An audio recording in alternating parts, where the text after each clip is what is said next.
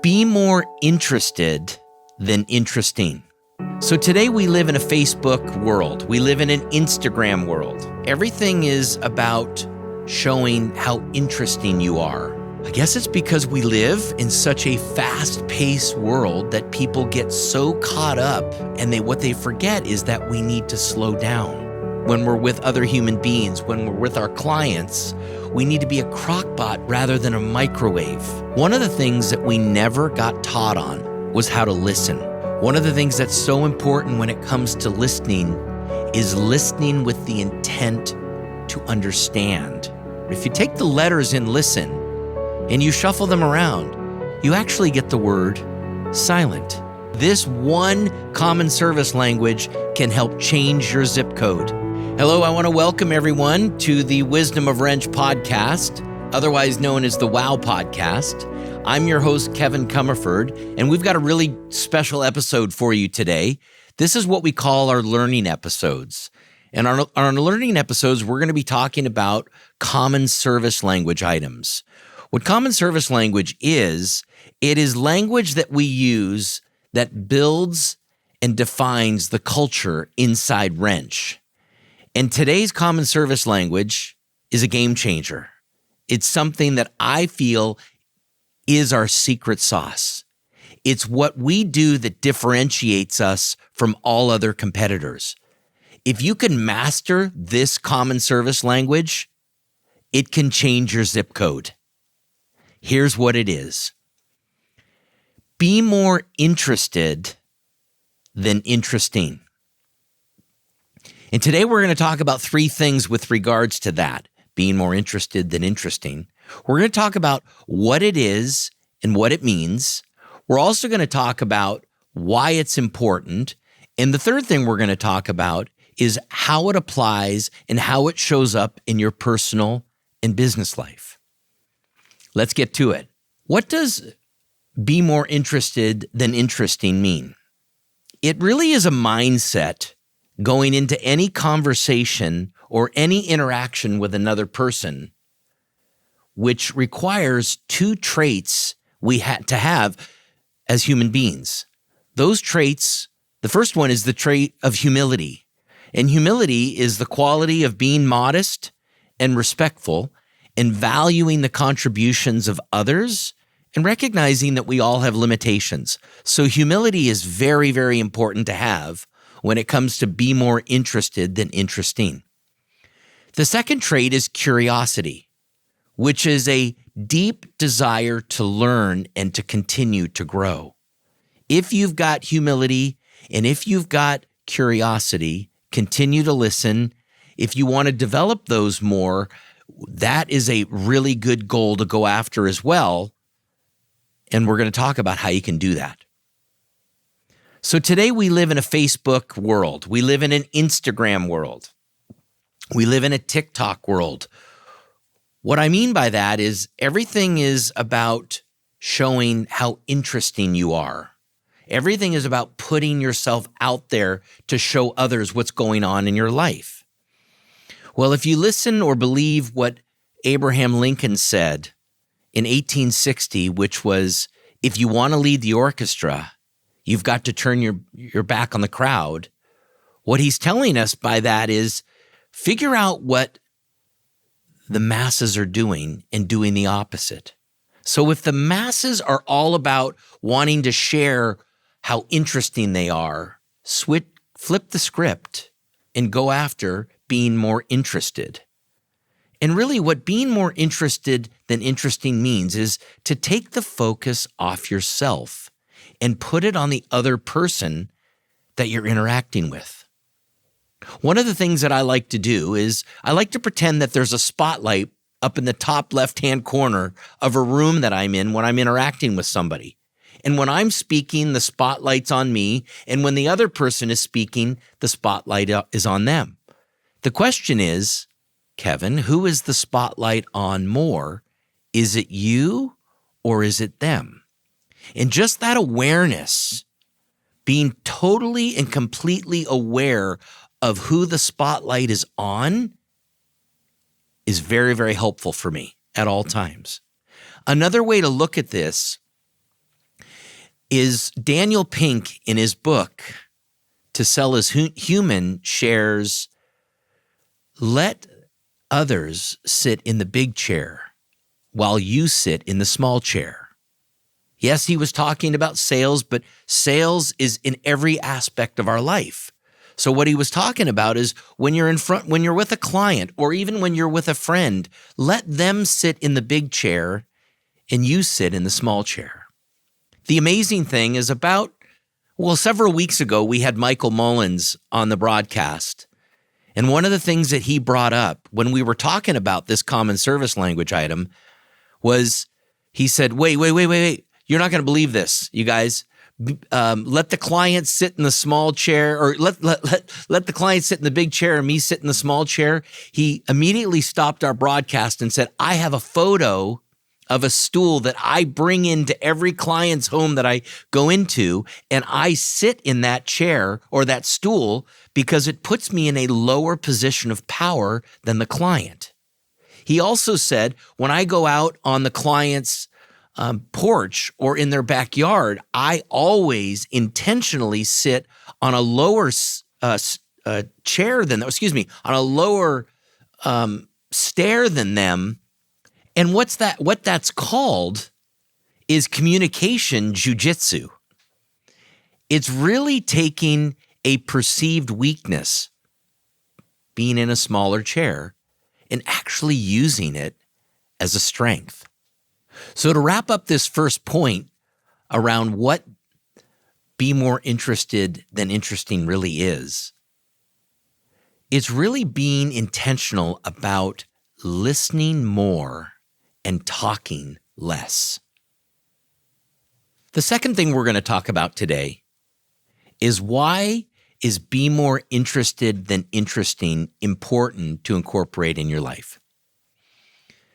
So the question I have is, what do you think people's favorite topic to talk about is? Yes, it's themselves. People want to talk about themselves. They want to share about themselves. They want to talk about number one. And that's great. Zig Ziglar, the famous business philosopher, said, ask someone where they're from and let them take themselves home. Let them talk about where they grew up. What are some of the things that are their hobbies that they love to do? Giving them psychological air, giving them space.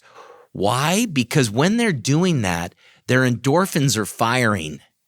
Their mind is figuring things out. For example, like let's say you ask somebody where they're from and they say they're from Kansas, and they're thinking about their childhood. They're thinking about their relatives. Things are firing in their mind. Endorphins are firing, and some things are coming up like, oh my gosh, I haven't talked to my cousin Mary in a while. I need to make sure I reach out to her later on today. So all these things are firing when you're allowing somebody to share about themselves. In this case, where they grew up. But that can be anything that you're talking to anybody about when you open it up with a question and allow them that psychological air and that psychological space to share. What's happening, as I mentioned, is people are beginning to sell themselves on you and that they like and trust you. So that's why it's so important to incorporate this, because if people begin to like and trust you, you begin to gain influence. And your sphere of influence will increase. It's such a simple principle, yet it's so forgotten.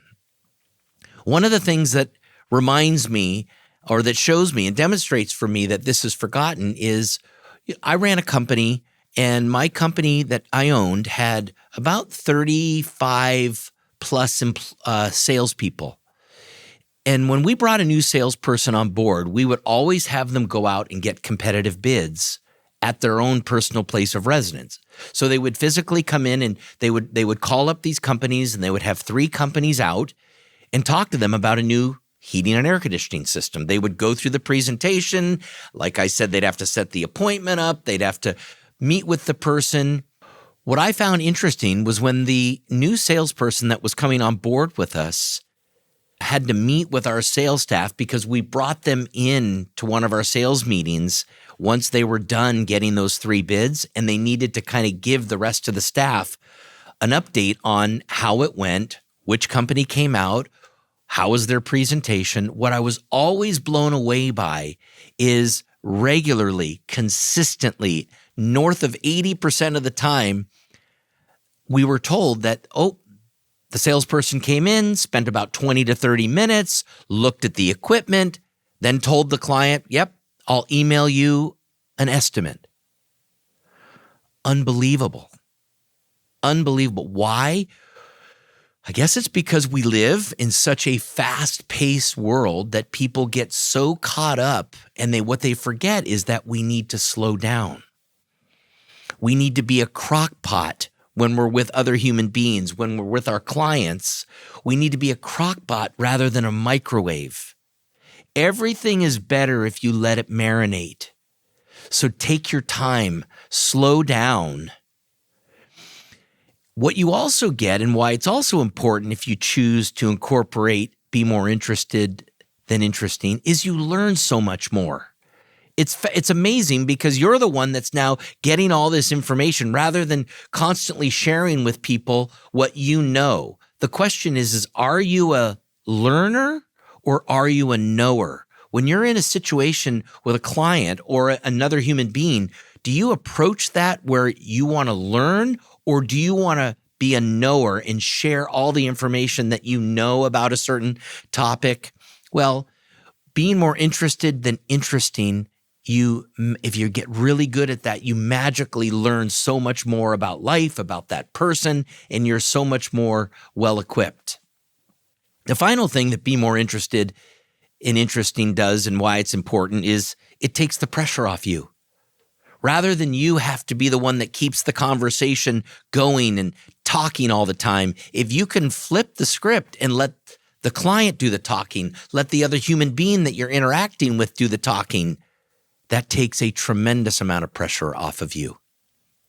The third thing we want to talk about today around be more interested than interesting is how does this show up in our personal and business lives? What I'd like to share is a story around the education that many of us got.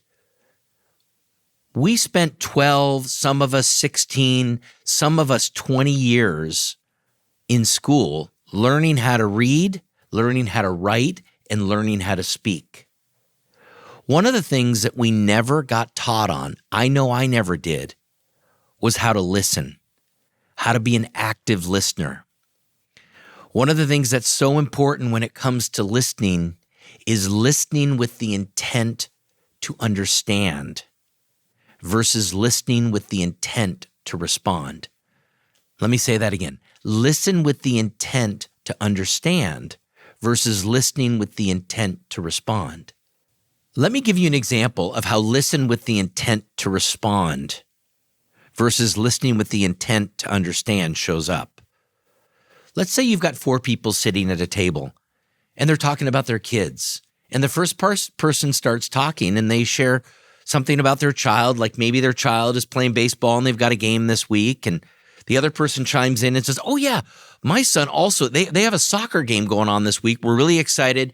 We're headed out to Central Valley. We're excited to be a part of that. Oh yeah, my daughter, the other person chimes in, the third person chimes in and says, my daughter's on the dance team and she's got a dance convention. And what ends up happening is all 4 people are sharing about what they've got going on in their life. And I tend to call this one-upsmanship. Everybody begins to talk about what's going on in their world. That's listening with the intent to respond versus listening with the intent to understand. One of the things that's so critical with the word listen, and you can actually shuffle up the letters in the word listen and create another word. If you take the letters in listen and you shuffle them around, you actually get the word silent. So it's becoming comfortable with silence. It's getting comfortable with the uncomfortable. And that starts with being focused, being present, being right here and now with the people that you were with. It also really helps if you have got great eye contact. Let me know that you're listening to me through your eyes, through nodding, through your facial expressions, through your wrinkles. Like I have been blessed with wrinkles that I think are the wrinkles of curiosity that demonstrate that I'm listening all the time. Another thing that where be more interested than interesting shows up is the ability to ask great questions. And when I say great questions, I'm talking great open-ended questions. Being great at asking questions that gets the client to continue to share versus closed-ended. Let me give you an example of a closed-ended question. And a closed-ended question, by the way, is one that just ends with a yes or no or a one-word response that kind of stops the conversation. A closed-ended question would be something like, so do you folks like the neighborhood around here? No. Or yes. The conversation immediately stops and you're forced to now have to ask another question. Whereas if you change that to an open-ended question and you put the words tell me or share with me in front, it totally changes the question to an open-ended question. Let me share that with you. So tell me what it is that you folks like about the neighborhood. Now, the client is going to share. They have to share. They're going to go into detail, and this is what you want. You want the person that you're talking with to be able to express themselves, to open up, and it's our job to keep that conversation going. Because who is in charge of any conversation? It's the person that's asking the questions. If you're the one that's asking the questions, you are in charge of that conversation. And if you can get really good at asking open-ended questions that start with, tell me about, share with me, help me understand, you will be able to keep a conversation going forever. Because what you do is you then listen to what the client's response is, and you continue to ask some more checking questions on an open-ended basis, and the client will continue to share. I like to go for an 80-20 ratio. The person I'm with is speaking 80% of the time. I'm speaking 20% of the time. I know that I'm being more interested than interesting when I can get that 80-20 ratio. The other thing that shows up after I ask a question, and this certainly is in the area of dealing with a client, is writing down what the client said to you. Now, obviously, if you're with a friend, you're not going to write down what they say to you. But when you're with a client and they're talking to you about things going on in their home, if the client sees that you're writing down what they're saying, that is a huge trust-building technique.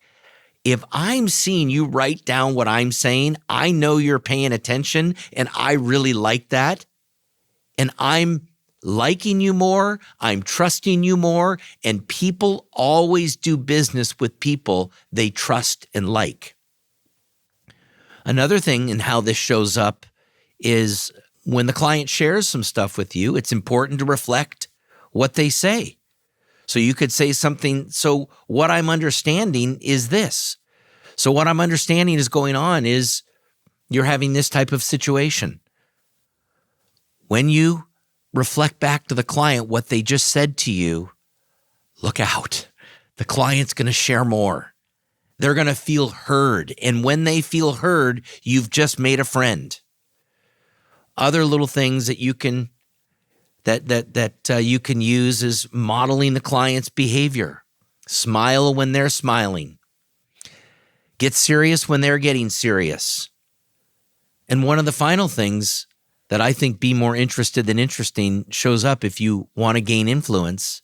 And it's something I learned from a salesperson who is a consistent $5 million producer. His name is Bob McKiley. He used to tell me all the time, when I'm in a home with a client, if I can figure out how to touch that client appropriately, I've just won them over. If I can touch them on the forearm or touch them on the shoulder, obviously this is appropriately, it's game over. They now trust me. They now like me. I now have influence and they're going to trust my recommendations. So those are the three things about be more interested than interesting. Just to recap, what is be more interested than interesting? It's a mindset based on those two traits, humility and curiosity, which really means take the focus off you and be intentional about talking less and listening more.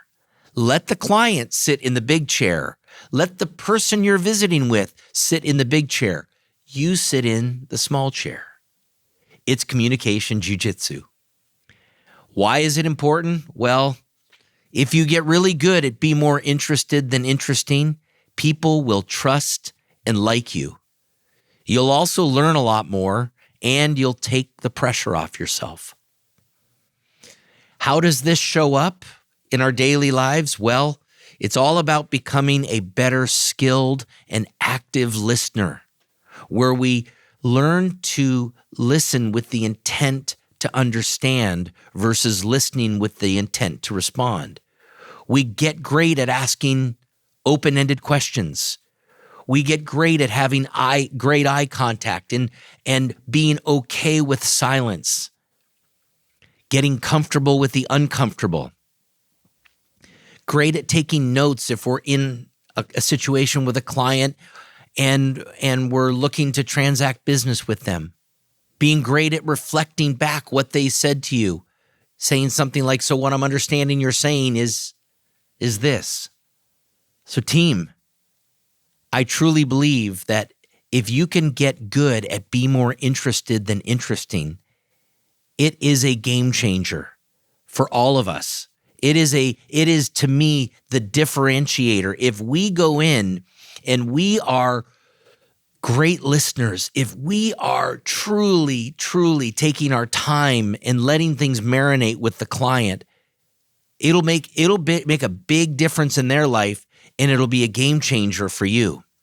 As I said earlier, this one common service language can help change your zip code. I would just say this: keep working on yourself, team. Keep getting better. I love the quote that Jim Rohn said, which is, if you want to make a living, work hard at your job. If you want to make a fortune, work hard on yourself. There's so much to look forward to in the future, and I'm always about having and creating a bigger future. So team, here's to a bigger future. Thank you very much.